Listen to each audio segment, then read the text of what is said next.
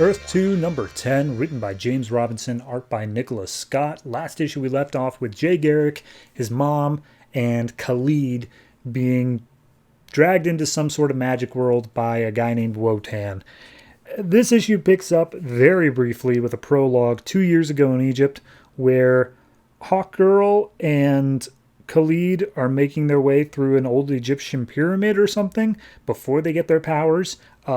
59 minutes later, Hawkgirl has wings and Khalid's about to put on the helmet. So I guess that happened.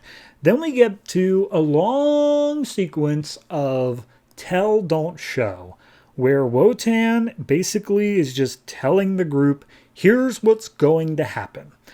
And he lays out, he's just like, yes, all right, so I brought you all here. You're now in my world because I need Khalid to go into that tower over there called the Tower of Fate. Or it's actually called the Tower of God at this point, but later on they call it the Tower of Fate.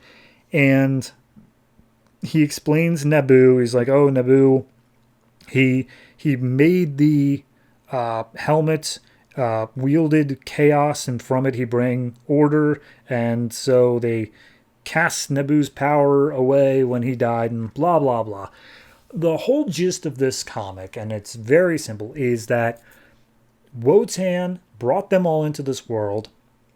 He cannot get into the Tower of God himself. He needs Khalid to go in and do it because Khalid sent the Helmet of Fate into this tower when he got sick of going crazy and having a voice in his head.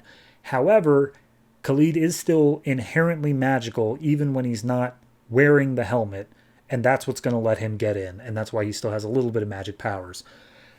In addition, Flash got his powers from the god Mercury, and therefore he also has a little bit of magic about him, and for whatever reason, that also will be allowed into the Tower of Fate. And so in order to convince them to do this thing for Wotan, to go in, get the helmet, bring it out for him, and other people he works with, I guess, they're going to hold Jay Garrick's mom hostage. And she is, of course, not up for this, and Jay is, of course, not up for this, so Jay goes and attacks Wotan, and he just immediately flips on a spell that just picks him up and throws him away. And he's like, I am not negotiating here. You're going to do this. So let's get that straight. And Khalid explains like, oh, yes, I thought I was going to lose my mind, blah, blah, blah. You know the gist. And then Wotan's like, okay, the Tower of God is called that because it's like kind of like the Tower of Babel or like the Mighty Stone or whatever. They give it like a 50 names. I cannot express to you how long some of these monologues are because this is just expositing. We need to get through all of what Dr. Fate is on these pages. But regardless, they say, we're not going to do it. And Wotan just uses a teleportation spell and puts the pair of them into the tower. So they're inside, and then he makes the comment of like, ah, yes, this used to be the Tower of God, but because Naboo's presence is so strong here, it is now the Tower of Fate. And the entire tower is just like MC Escher on crack. Like everything's just flipped around and stairs lead to nowhere and blah, blah, blah. So then we cut away, and we cut to China, where Alan Scott is meeting up with his fiance's dad at his gravesite. And the fiance Sam, I forgot about that. So Sam's gravesite. And the dad is basically saying like, hey, look, it's cool that you weren't here. He's apologizing for that. He's like, it's cool that you weren't here. We all grieve in our different ways. I never approved of you guys. Like, I didn't like that he was gay, but I would have preferred that he was alive and gay than dead and unhappy. Like, you were always good for him, and that's something that matters. So I'll accept you in his death at least. And it keeps intercutting with Green Lantern going around nearby, basically just beating the crap out of a bunch of gangsters or stuff like that. And he's just saying, tell me why, why'd you do it? And we see that Alan blames himself for Sam's death, thinking that he was the target because he was such a high-profile guy. But Sam's dad's like, actually, no, you weren't the target. I've done a lot of private investigating on my son's death. I'm pretty sure he was the target of that train crash. So that's what Green Lantern's investigating from all these gangsters of like, why did you kill Sam? What's going on? And the gangsters have no idea. They don't know what's happening. So then we cut to sometime later, Louisiana. Hawkgirl's taking out some parademons that I guess were just still around. And then Green Lantern shows up and he's like, hey, you remember how I said I didn't need your help? I kind of need your help.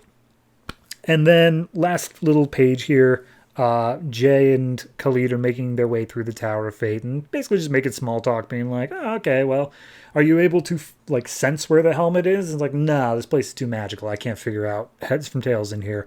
And he's like, oh, don't worry, we'll save your mom. We'll do all we need to do. But then they come across this giant monster that looks like Super Satan, and it's called the Great Beast. And I guess it's just being held here and is guarding the helmet. Okay, so while I like the concept of, okay, we need to describe how fate works and do that, only maybe twice during this entire comic do they ever cut away to a part where they show how fate is doing these things.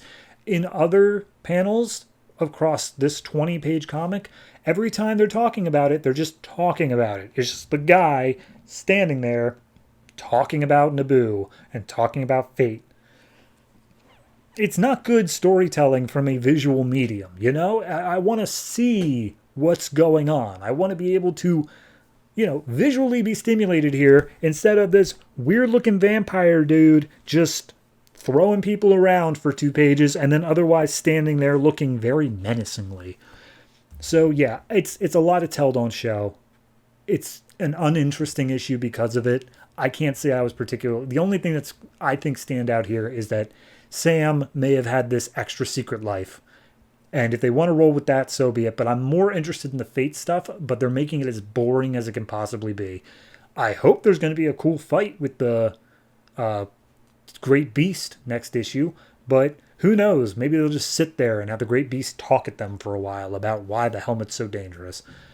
All in all, I can't say this issue is great from a writing perspective. Art-wise, it's fine. It's good. It's not bad in any way, but writing-wise, there needed to be some better visuals going on with it. So I gotta give this one I gotta give it like a 6. It's just, it's got some major, you know what? I'm bringing it down. I'm bringing it down to a 5.5. It's got major issues that I hope this is just a one and done where we just needed to do an exposition dump and we'll never do it again.